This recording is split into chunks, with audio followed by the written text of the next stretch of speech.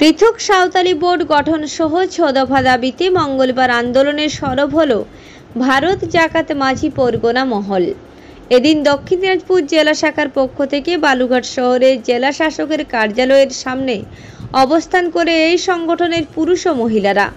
ঘটনাকে কেন্দ্র করে বালুরঘাট জেলা শাসকের কার্যালয়ের সামনে বিরাট পুলিশ বাহিনী মোতায়েন করা হয়। জেলা কার্যালয়ের গেটেই তাদের আটকে দেওয়া হয় ব্যারিকেড দিয়ে।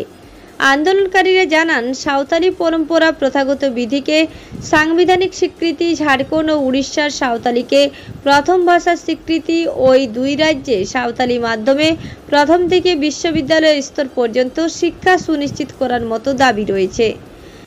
ভারত জাকাত মাঝি পরগনা মহল থেকে এসেছি, যা আমাদের আদিবাসীদের শাসনদের যেটা সাঁওতালি পুরস্করণের দিতে হবে। আর ঝাড়খণ্ড ও উড়িষ্যা রাজ্য সাঁওতালি ভাষা অঞ্চলি লিপি চালু করতে হবে। ঝাড়খণ্ড উড়িষ্যা রাজ্যের সাঁওতালি মাধ্যমিক প্রাথমিক থেকে বিশ্ববিদ্যালয় পঠন পাঠন চালু করতে হবে। আর আমাদের ধর্মের মধ্যে সাদি ধরম আর সান্না ধরম বাহা আর 100 নরম। কতগুলো দাবি নিয়ে আপনারা বিক্ষোভ?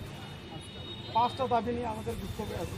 আপনাদের দাবি যদি না মানা পরবর্তীতে কি পদক্ষেপ নেবেন? আমাদের যদি দাবিটা না মানে তাহলে ওই পরবর্তীকালে একটু বড় ধরনের ডিক্লারেশন করবো গোটা রাজ্যে। আপনার নাম? চন্দ্রহেন্দ্র।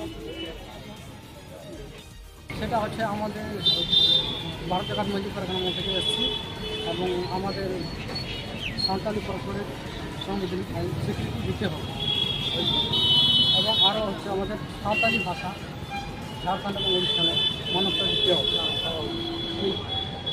আর হচ্ছে আমাদের হচ্ছে সারি সারনা বাহা হান্ডি এবং বিভিন্ন ধর্ম আছে, ওই বিভিন্ন নামে সকল আদিবাসী ধর্ম একটাই দিতে হবে, ধর্মকোড একটাই দিতে হবে। আদিবাসী সাঁওতালি শিক্ষা বোর্ড চালু করতে হবে। তোমাদের এই দাবি যদি না মানা হয় পরবর্তীকালে কি করবা তোমরা? পরবর্তী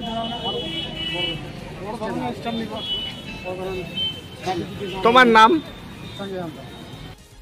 দক্ষিণ দিনাজপুর থেকে জয়দীপ মৈত্রের রিপোর্ট, রূপসী বাংলা মিডিয়া।